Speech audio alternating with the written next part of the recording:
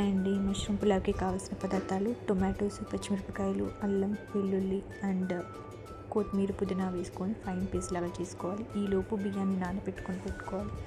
So ఇలా fine paste లాగా చేసిన తర్వాత మష్రూమ్స్ని ఇలా నీట్గా కడుక్కోవాలి.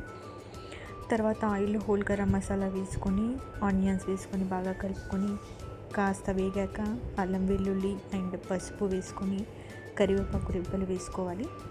సో దెన్ మనం పట్టుకున్న మిశ్రమాన్ని దాంట్లో వేసుకొని కలిపి గరం మసాలా, తగినంత ఉప్పు వేసుకొని సో ఆయిల్ ఇలా పైకి తేలే వరకు ఉంచుకొని మనం నీట్గా కడుక్కున్న మష్రూమ్స్ని దాంట్లో వేసుకొని బాగా కలుపుకోవాలి. ఇలా కాసేపు అయిన తర్వాత ఆయిల్ మీదికి తేలుతుంది, విచ్ మీన్స్ ఇది ఉడికినట్టు.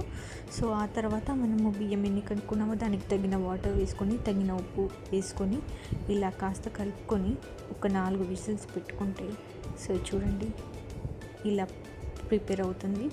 సో మీకు వీడియో నచ్చినట్లయితే ప్లీజ్ సపోర్ట్ మీ.